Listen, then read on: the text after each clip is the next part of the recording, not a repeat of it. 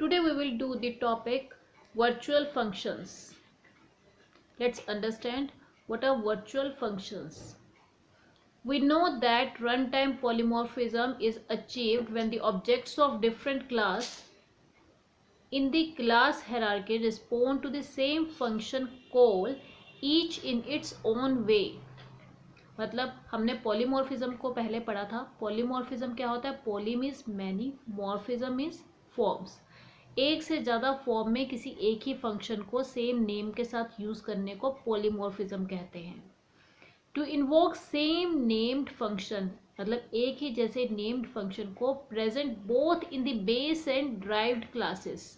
जब हम किसी फंक्शन को सेम नेम के फंक्शन को बेस में भी और ड्राइव्ड क्लासेस में भी मतलब इनहेरिटेंस में यूज़ कर रहे हैं तो हम उसको वर्चुअल फंक्शंस के थ्रू पॉलीमॉर्फिज्म परफॉर्म करवाते हैं. Using single interface we discuss the concept of base class pointers. इसमें हम पॉइंटर्स की हेल्प से वर्चुअल फंक्शन को यूज़ करेंगे. Pointing to derived class objects मतलब ड्राइव्ड क्लास में जो ऑब्जेक्ट्स हैं बेस क्लास का पॉइंटर बना के उसको ड्राइव क्लास की तरफ पॉइंट करेंगे. मतलब ड्राइव क्लास के जो फंक्शंस हैं उनको हम असेस कर सकते हैं using the base class pointers.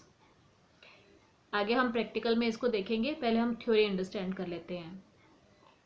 In order to implement polymorphism for invoking the exact version of same named member functions in the class hierarchy we use virtual functions. तो derived class के functions को लेने के लिए हम क्या use करते हैं? virtual functions. हम keyword use करेंगे virtual. A virtual function is a member function declared in the base class using the keyword virtual. keyword virtual use करके हम base class में उसको define करेंगे whose functionality is redefined by its derived class. मतलब drive class के अंदर उसकी functionality redefine की जाएगी. दोबारा से उस फंक्शन को हम यूज करेंगे या डिफाइन करेंगे. To implement runtime polymorphism using virtual function, it must be invoked through the base class pointer. Base class pointer के थ्रू इन्वोक किया जाना चाहिए. That can contain the address of objects of different derived classes. When the virtual function is invoked through the base class pointer the compiler chooses the appropriate member function of the derived class to run at run time. सबसे बड़ी बात इसमें आपको ये learn करना है कि virtual functions हमारे रन टाइम पे चूज करते हैं कि हमें कौन सा फंक्शन रन करना है, ड्राइव्ड का या बेस का. मतलब पॉलीमॉर्फिज्म एट रन टाइम जो है वो वर्चुअल फंक्शंस के थ्रू इम्प्लीमेंट होगी by using the pointers depending upon the contents of the base class pointer and note the type of the pointer. Thus by making the base class pointer मतलब base class का pointer बनाकर pointing two objects of different classes अलग अलग classes की तरफ जो वो point करेगा. The different versions of virtual functions can be called eight run time. Run time पे पॉलीमॉर्फिज्म को असेस कराने के लिए we are using virtual functions by with the help of pointers. Hence run time polymorphism is implemented. मतलब इसमें सबसे बड़ी बात जो आपको लर्न करनी है कि रन टाइम पॉलीमॉर्फिज्म इंप्लीमेंट आपकी कैसे होगी by using the virtual functions. Virtual functions are named so because when virtual functions are used in the class hierarchy the programmer appears to call a function defined in the base class but may in reality be calling a function of its derived class. मतलब हमें लगता है कि वो base class को call कर रहा है पर वो रियलिटी में derived क्लास के फंक्शंस को कॉल कर रहा है. अब हम इसका प्रोग्राम देखेंगे. ये हमारा वर्चुअल फंक्शंस का प्रोग्राम है. इसमें हमने हैश इंक्लूड iostream.h लिया है. पहले iostream.h क्या है? हेडर फाइल्स को इंक्लूड किया है हमने अपने प्रोग्राम में. इनपुट आउटपुट स्ट्रीम की फाइल्स को इनपुट आउटपुट के फंक्शंस को हम यूज कर सके. कैसे कैसे फंक्शन जैसे सी आउट सी इन ये सब क्या है? इनपुट आउटपुट के फंक्शंस हैं. नेक्स्ट हमने लिया है hash include conio dot H, console input output header file हमने इंक्लूड की है। कंसोल क्या होता है, जहां हम प्रोग्राम बनाते हैं और जहां हमारा आउटपुट शो होता है, उससे रिलेटेड जैसे CLR, SCR, क्लियर स्क्रीन और गेट CH के जो फंक्शंस हैं वो हमारे इंक्लूड हो जाते हैं। नेक्स्ट हमने क्या किया है, हमारी प्रोग्रामिंग स्टार्ट होती है void main से। हमने यहाँ पे ऊपर क्लास बेस बनाई है, ये आप void main के बाद भी बना सकते हैं। तो क्लास हमने ली है बेस, स्टार्ट हुए, इसका कर्ली ब्रैकेट स्टार्ट हुआ है और 3 लाइन्स के बाद कर्ली ब्रैकेट क्लोज है, जिसके बाद हमने टर्मिनेटर लगाया है, that is a semicolon. Her class को टर्मिनेट करने के लिए, खत्म करने के लिए एक सेमीकोलन लगाना जरूरी है। मतलब यहाँ हमारी 3 लाइन्स के बाद बेस क्लास खत्म हो जाती है। पब्लिकली हमने 2 फंक्शंस को डिक्लेयर किया है। पहला फंक्शन है हमारा डिस्प्ले, सेकंड है हमारा show. void display, void means no return type, मतलब ये जो फंक्शन है वो कोई भी रिटर्न टाइप नहीं देगा। सी आउट, और सी आउट में हमने डबल कोट्स के अंदर जो भी हम लिखते हैं वो एज इट इज प्रिंट हो जाता है। Display base as it is print हो जाएगा, और जो /n डाला है हमने, ये न्यू लाइन करेक्टर है, नेक्स्ट लाइन से स्टार्ट होगा। इसका ये मतलब है कि हमारा एंटर हो जाएगा यहाँ पे एक। उसके बाद हमने सेमीकोलन लगाया और कर्ली ब्रैकेट बंद कर दिया। नेक्स्ट वर्चुअल कीवर्ड यूज किया है, क्योंकि हम वर्चुअल फंक्शन पढ़ रहे हैं और हम बेस क्लास में वर्चुअल फंक्शन बनाएंगे। जो हमारा वर्चुअल कीवर्ड है वो सिर्फ बेस क्लास में ही आप यूज करोगे, ड्राइव्ड क्लास में यूज नहीं करोगे। void show cout /n show base। Next आपने क्लास बनाई ड्राइव्ड नाम की और कॉलन डाल के पब्लिक बेस लिया है हमने, मतलब जो ड्राइव्ड क्लास है वो बेस क्लास के फंक्शंस को ड्राइव कर रही है। This represent inheritance. Derived class और बेस क्लास का जो कंसेप्ट है वो हम इनहेरिटेंस में यूज करते हैं। इसमें हमने फिर से 3 लाइंस लिखी हैं। void डिस्प्ले एक फंक्शन डिक्लेयर किया है। access स्पेसिफायर हमने यूज किया है पब्लिक, मतलब सबको ये विजिबल होंगे। cout display derived, show cout show derived, इसको हमने टर्मिनेट कर दिया है। ठीक है, नेक्स्ट हमने लिखा है void main।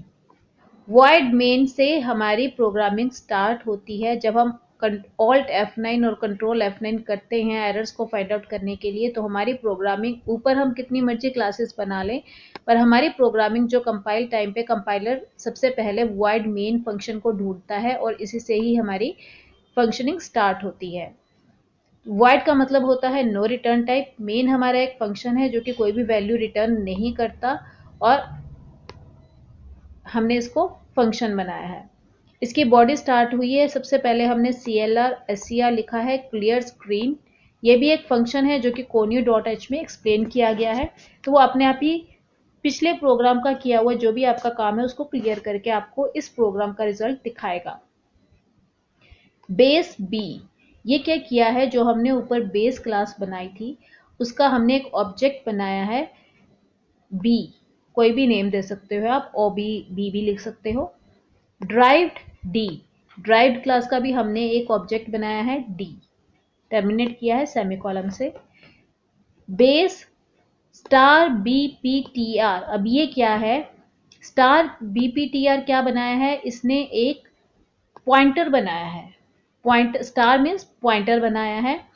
पॉइंटर क्या करता है, किसी और वेरिएबल या फंक्शन की तरफ पॉइंट करता है और उसकी वैल्यू को, एड्रेस को स्टोर करता है।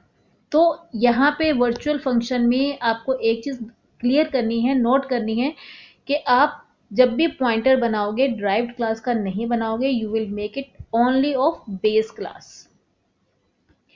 सी आउट किया इसने, BPTR points to base, /n आगे और पीछे लगाया हुआ है, मतलब BPTR पॉइंट्स टू बेस आपका एज इट इज प्रिंट हो जाएगा, क्योंकि ये डबल कोट्स में है, रेड लाइन है, और इससे पहले आपकी स्पेस आएगी, एंटर हो जाएगा और ये नेक्स्ट लाइन से कंटिन्यू होगा।